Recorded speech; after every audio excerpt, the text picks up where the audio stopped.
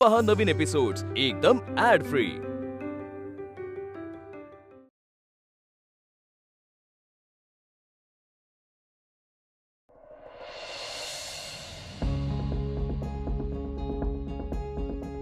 तुझं गौतमशी लग्न ठरलेलंच आहे, तर आता लवकरात लवकर त्यांना विचारून काय तो मुहूर्त काढूया।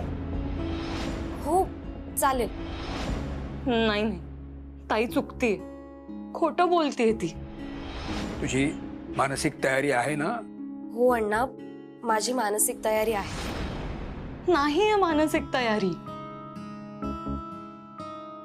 अमूल्य काय आहे हे सगळं? तू असा चेहरा पाडून बसणार आहेस का? अण्णा लग्नाच्या तारखेविषयी बोलत होते तेव्हा सुद्धा तुझा चेहरा पडला होता। मला सांग, अशाने आई आणि अण्णांना संशय नाही येणार? हे बघ, आता हळूहळू सगळं घर नॉर्मल होतंय। आई आणि अण्णा सुद्धा खुश आहेत, त्यामुळे ताई मी प्रयत्न करते, नाही दिसू देणार दोघांना, काही नाही कळू देणार। बस खोटं खोटं आनंदी राहण्याचा प्रयत्न करते ग, पण नाही राहता येते। आयुष्यभराचा प्रश्न आहे हा, पुन्हा माघार नाही घेता येणार। तू चल माझ्यासोबत, आपण जाऊ आणि सगळं काही खरं खरं सांगून टाकू। चल। नाही, माझा निर्णय झालाय आणि मला असं वाटतं की तू सुद्धा ते लवकरात लवकर एक्सेप्ट करावं। आपण हा विषय ना आता इथेच थांबूया अमूल्य। मी तुझं काही एक ऐकणार नाहीये, त्यामुळे तू दुसरा कुठलाही विचार करणं बंद कर आता। बघ, मी स्वतःच्या मर्जीने गौतमशी लग्न करते, त्यामुळे आता काहीही झालं ना तरी हा निर्णय बदलणार नाही।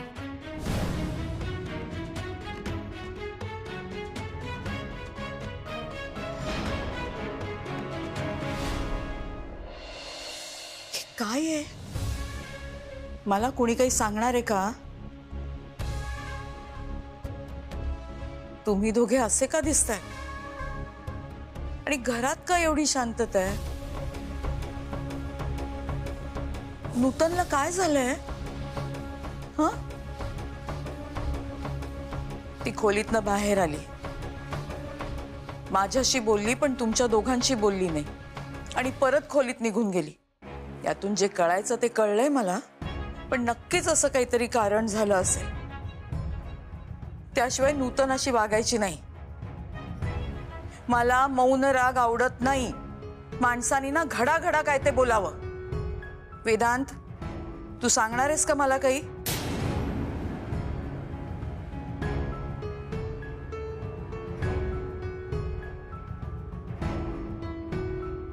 सांगतो। झालं असं की आद्याच्या लग्नात विक्रांतला एक मुलगी दिसली होती,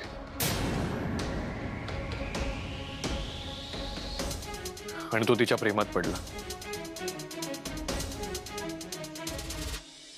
तुला सार्थकच्या त्या दोन मावस बहिणी आठवतात का? ती अमूल्य आणि तिची ती लाजरी बहीण आठवतात ना मला। हा गाढव नेमका कुणाच्या प्रेमात पडला? आरती।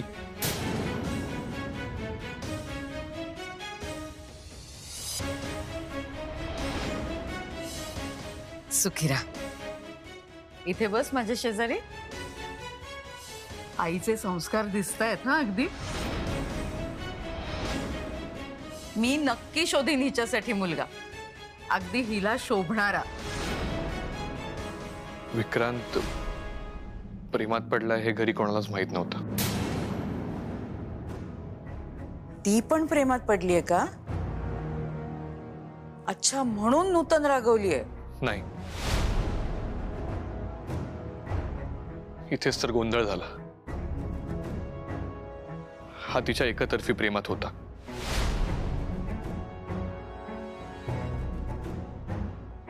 म्हणजे आहे, याच्या मनातून ती अजूनही गेलेली नाहीये। अधूनमधून हा तिला भेटायचा. तिने याला स्पष्टपणे सांगितलं होतं, पण हाच भावनेत वाहून गेला. आणि ज्या दिवशी त्या मुलीचा साखरपुडा होता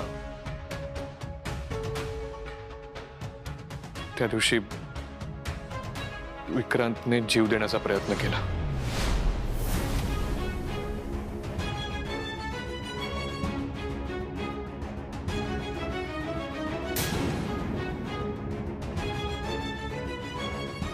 काय रे विक्रांत?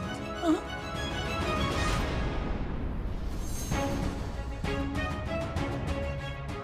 आम्ही तिघांनी आईपासून लपवली. पण ज्या विचित्र पद्धतीने आईला हे माहीत झालं ना, त्यामुळे आई रागवली. मुलं प्रेमात पडतात आणि मग मुलींनी नकार दिला किंवा फसवलं की कोलमडतात. विक्रांतने जे केलं ते करायला नको होतं. आरतीचा साखरपुडा होता त्या दिवशी. त्या दिवशीच विक्रांतने स्वतःला संपवायचा प्रयत्न केला. या बडवाईकला इतकं कळत नाही की राजकारण घरात आणायचं नसतं म्हणून. तेव्हापासून आई आमच्याशी बोलतच नाही. त्या आरतीच्या घरी गेली, खूप काही बोलली. काय बोलली काय माहित नाही, पण मी समजू शकते. आणि आता तर तिने पांढरी साडी नेसून काही न बोलता आम्हाला स्पष्टपणे सांगितलं की आम्ही तिचे कोणी नाही आहोत. ती एकटी आहे.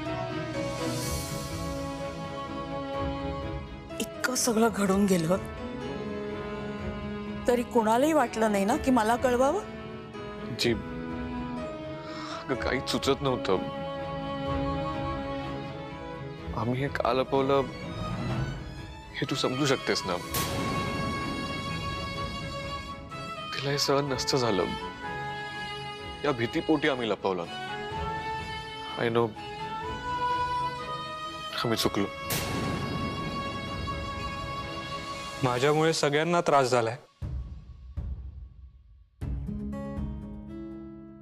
आणि आता माझ्या वागण्याची शिक्षा आई स्वतःला देते. आजी, तू बोल ना तिच्याशी. सांग ना तिला आम्हाला माफ करायला.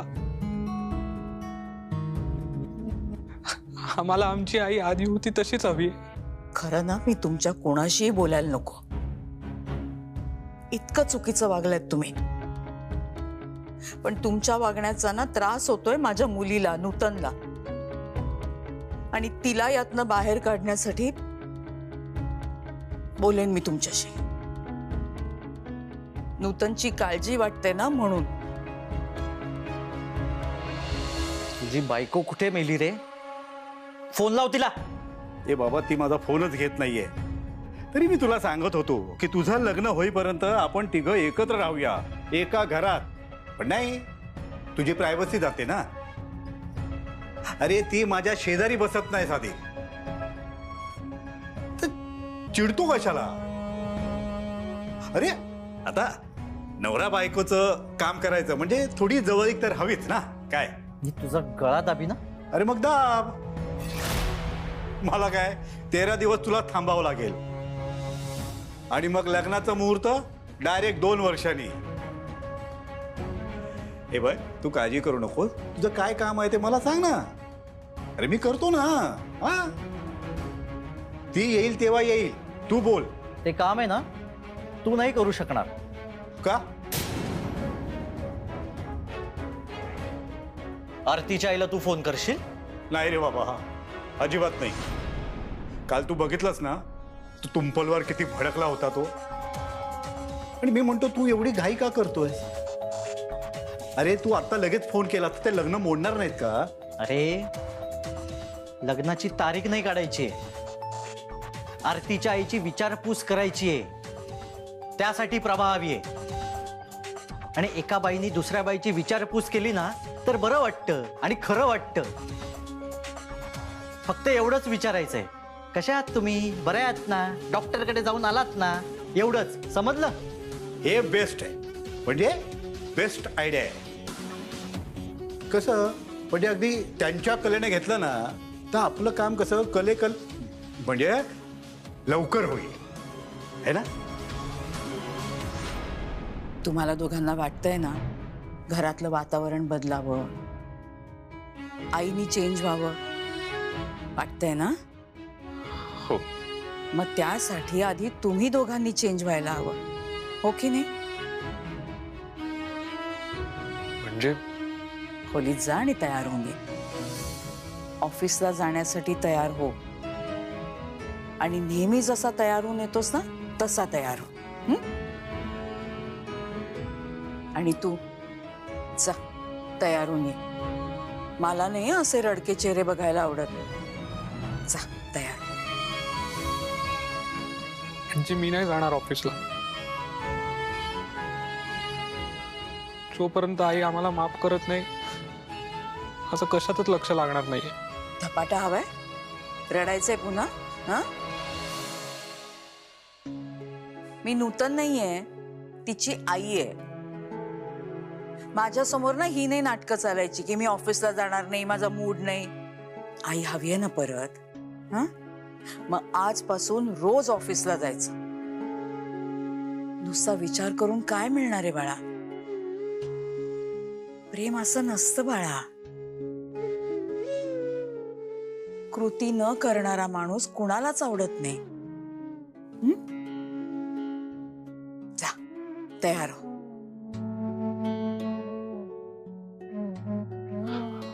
आजी सॉरी, माफ कर.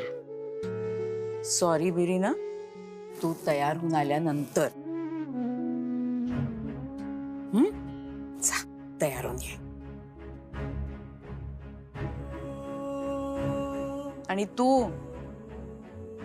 धपाटा हवाय? रडायचंय पुन्हा? जा तयार होऊन ये. जा.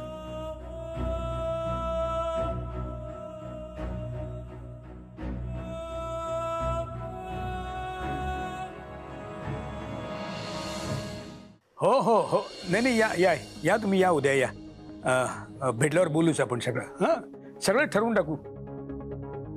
हो हो हो, येतो ना. म्हणजे उद्या आम्ही येतो ना. तुम्ही अजिबात काळजी करू नका. आम्ही अगदी ठरल्या मुहूर्तावर येऊ. हो या या या. आणि माफ करा, आणि काल जरा जास्तच बोलून गेलो मी. काय आहे, आमच्या सुमनची तब्येत जरा बरी नव्हती ना, त्यामुळे. काय तुम्ही पण थोडी चकमक झालीच पाहिजे.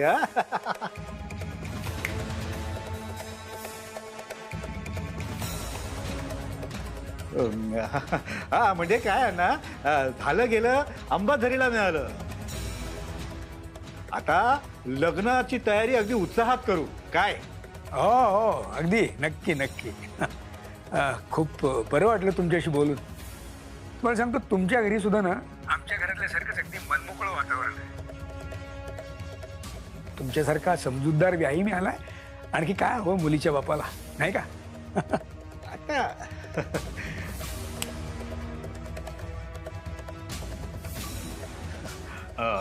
अण्णा, सुमनताई आहेत का? नाही म्हणजे गौतमच्या आईला त्यांच्याशी बोलायचं होतं. हो हो हो, आम्ही सगळेच आहोत. एक मिनिट देतो. हा, एक मिनिट. या, तुमच्याशी बोलायचं. हॅलो. हां सुमनताई, कशी आहे तुमची तब्येत आता? आणि सॉरी बरं का, नाही काल जरा घाईच केली मी. अहो नाही नाही, तुमचंच घर समजा, कधीही या. आणि तब्येत बरी आहे माझी आता. आणि काल जरा तुमचं स्वागत हवं तसं करता आलं नाही. अहो आम्ही मुलाकडचे, देऊ ना संधी तुम्हाला स्वागताची. अहो उद्या भेटतोच आहे की, तेव्हा छान स्वागत करा आमचं. आणि पाहुणचार घेतल्याशिवाय जाणार नाही आम्ही. नक्की.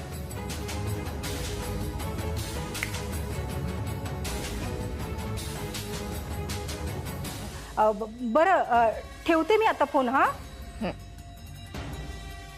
हो.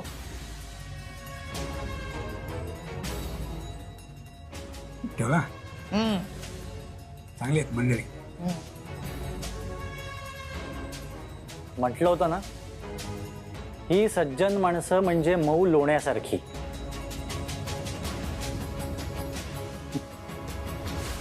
चांगलं बोलल्या ग माझ्याशी.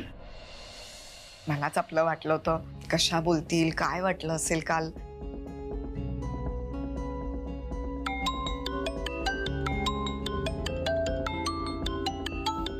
अण्णांचा फोन आहे.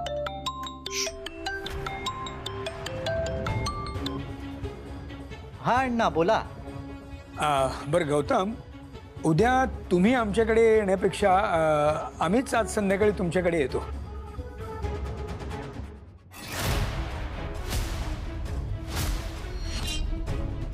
का? का काही अडचण आहे का? अडचण अशी काहीच नाहीये. या या तुम्ही या. पत्ता पाठवतो मी तुम्हाला. का तुमच्याकडे पत्ता आहे? हो हो आहे पत्ता आहे. काय आहे, आम्ही अजून तुमचं घर बघितलेलंच नाहीये ना म्हणून. हो हो या या. आम्ही वाट बघतोय ना तुमची. बर.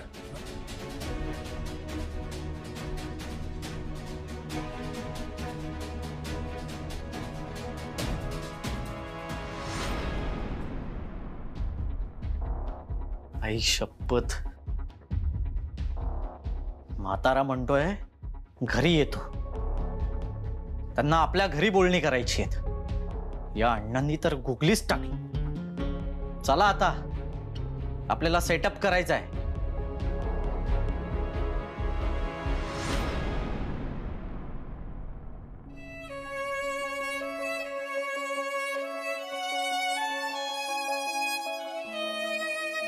नूतन, ये बाळा, जेवून घे आधी. नाही नको. कसं नको म्हणून कसं चालेल? जेवून घे बरं. बस इथे. आई नको ना. बस इथे, आधी जेवून घे. बस.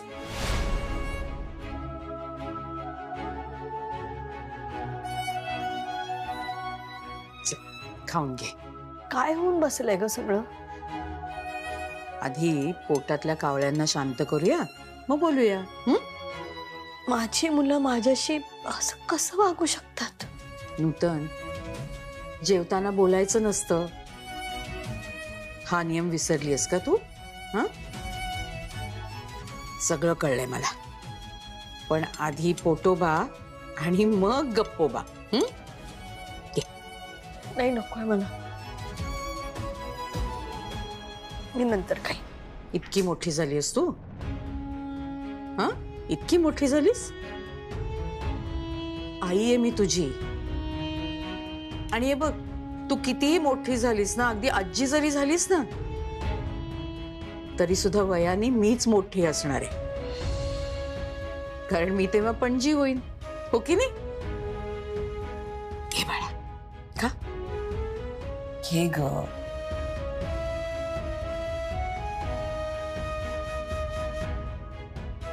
आणि रडायचं नाही अजिबात. मी आहे ना. चल आता अजून एक घास. हा, घे. रडायचं नाही, अजिबात रडायचं नाही.